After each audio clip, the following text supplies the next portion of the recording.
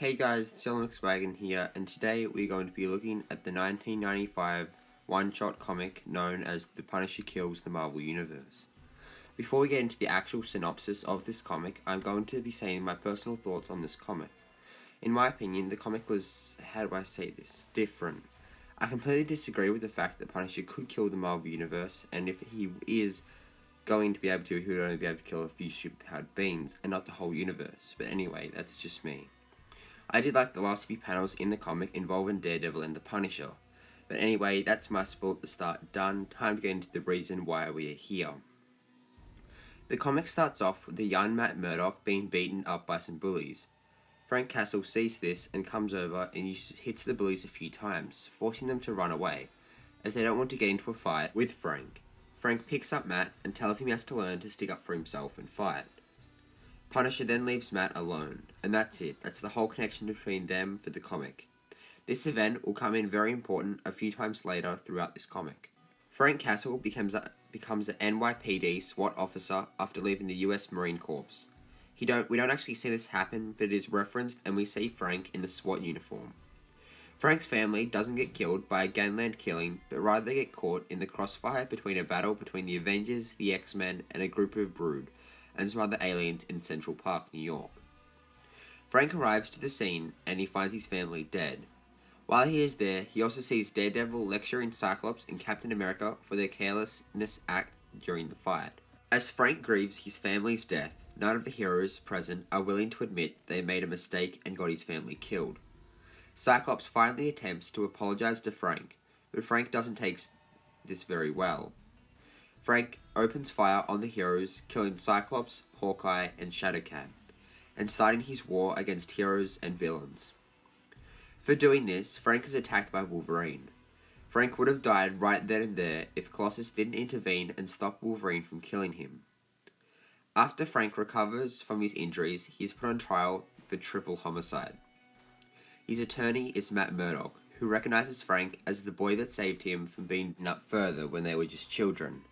Just a note, Frank and Matt don't know each other as kids in Earth 616 Marvel Universe. Despite Matt's efforts to give Frank a fair trial, he is sentenced to life imprisonment. Frank is sent away on a prison van and is surprised when he realizes it has stopped at a rich mansion in the mountains. This mansion is owned by an old disfigured man known as Kesselring. Kesselring introduces Frank to his associates, who are disfigured or have brain damage because of superhero events. They provide Frank with the resources he needs to destroy everyone on Earth that calls themselves a superhuman. Frank agrees and becomes the Punisher. With the help of Microchip, who was once a US Air Force member who got his legs ripped off by Dr. Octopus, the Punisher sets out on his mission. He begins his mission by following a fight between Spider-Man and Venom into the sewers, and killing them while they are there fighting each other. The Hulk gets killed next. The Punisher puts a dart gun tracking transmitter dart into the Hulk and waits until he turns into Banner again. He locates him in an alley, then shoots him into oblivion. Frank infiltrates the Kingpin's empire and kills everyone in the building, and shuts down his empire. He has a fight with the Kingpin, where Kingpin gets shot multiple times, including in the eye, before finally dying after being shot in the jaw. Frank gets jailed again after this, after being caught by 2 police officers and refusing to shoot them. Matt talks to him before his trial, trying to get him to stop walking down this path. The Punisher doesn't listen and is sent into the prison van, and back to Kesselring. Kesselring paid off the drivers twice to let him escape in case you were wondering. Frank then goes to Latveria, where he kills the Fantastic Four while they were flying in the Fantasticar. Frank shoots them down in a helicopter flown by Microchip with a minigun. Frank then confronts Dr. Doom. He fights him before putting a magnetic mine on his helmet and blowing it up just before Doom was about to kill him. If Doom didn't start to monologue, he would have. This didn't kill Dr. Doom, however, so Frank picks up a sledgehammer and hits Dr. Doom on the head until it breaks and he crushes his head with it. Next, Frank sends an invite to all of the mutant teams to the moon to fight. They're confused who sent the invite, but it gets settled after Punisher nukes them with one of Dr. Doom's nuclear weapons. Frank also kills the Avengers sometime around here. Wolverine is killed in a one-on-one confrontation, same with Captain America. Wolverine dies by being electrocuted to death, and Captain America gets shot in the head. Castle eventually, during the 2 years this is set in, kills the entire Marvel Universe, including characters like Ghost Rider, Black Panther, and Nick Fury. There is only one superhuman left, Daredevil. Growing tired of Kesselring, he tells him and his associates that if he hears from them again once his mission is over, he'll come back to kill them and kill every single last one of them. They try to persuade him to continue as there will be new generations of superheroes coming, but he continues to leave and go kill the last target. When Kesselring pulls a gun on Frank, Frank shoots him in the head.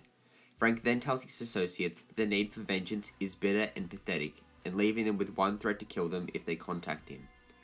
He then leaves to go complete his mission. Kill the last one, Daredevil. Daredevil and Frank engage in a fight where Frank is injured by being hit off a roof. Daredevil begs him not to live through his pain and just to let go. Punisher doesn't listen and stabs Daredevil through the chest. Just before he dies, Daredevil takes off the mask, revealing to a surprised Frank that he is indeed Matt Murdock. Matt tells him, before he dies, that there is always a person behind the mask. Punisher then decides to make his final decision to kill the true last one there is, himself. And there you have it. Did you like this comic? If you did, let me know down in the comment section below. And hit that like and subscribe button for more content coming out soon. If you haven't already read this comic, then I bet you probably will, and if you do, you'll probably be disappointed like I was. Although I did like the end with the Daredevil's death part, that was quite well done. But anyway, with all that said, I'll see you guys in the next video. Bye.